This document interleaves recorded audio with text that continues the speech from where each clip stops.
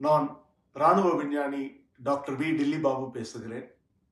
பெங்களூருவில் விமான என்ஜின் ஆராய்ச்சியில் ஈடுபட்டிருந்த விஞ்ஞானிகள் கடல் நீரை தேடி அலைந்தார்கள். பெங்களூருவுக்கு அருகில் கடல் இல்லை என்பது நமக்கு தெரியும். கடல் நீர் விஞ்ஞானிகளுக்கு தேவைப்பட்டது. ஏன் கடல் நீர் தேவைப்பட்டது? ஏவுகணைகள் தாக்கி பயிற்சி பெறுவதற்காக இலக்கு விமானங்கள் பயன்படுத்தப்படும். Target aircraft. இந்த இலக்கு விமானங்கள் இலக்குகளை சுமந்து கொண்டு வானில் பறக்கும். அப்போது பறக்குகிற அந்த இலக்குகளை நோக்கி ஏவுகணைகள் செலுத்தப்பட்டு பயிற்சி நடைபெறும். இந்த பயிற்சிக்கு பிறகு இலக்கு விமானம் கடலில் விழும். கடலில் விழுந்த இலக்கு விமானத்தை மீட்டெடுத்து சில பல பராமரிப்பு பணிகளை செய்து அதை மறுபடியும் நாம் பயன்படுத்துவோம். அப்படி கடலில் விழுகிற விமானத்தினுடைய என்ஜின் கடல் நீரால் பாதிக்கப்படும்.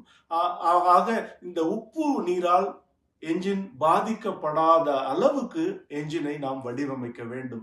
அப்படி நாம் வடிவமைத்த என்ஜினை பரிசோதிக்கவும் வேண்டும்.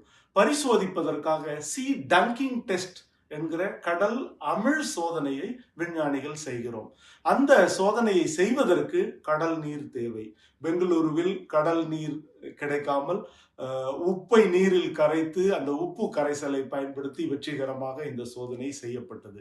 இப்படி இந்த விமான என்ஜின் சோதனைக்கும் 4வது பெங்களூரு புத்தக திருவிழாவிற்கும் ஒரு தொடர்பு உண்டு.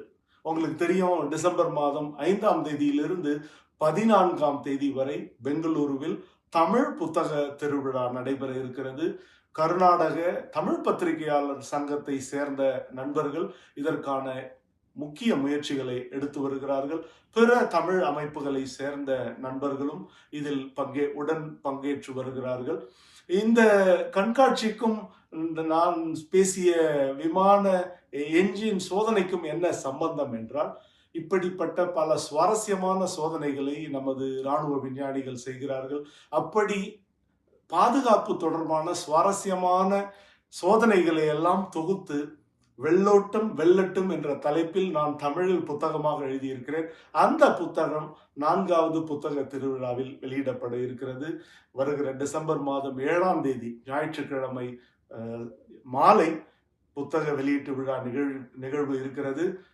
நிலா தமிழர் டாக்டர் மயில்சாமி அண்ணாதுரை அவர்கள் புத்தகத்தை வெளியிடுகிறார். நிகழ்வில் நான் உங்களை சந்திக்க விழைகிறேன்.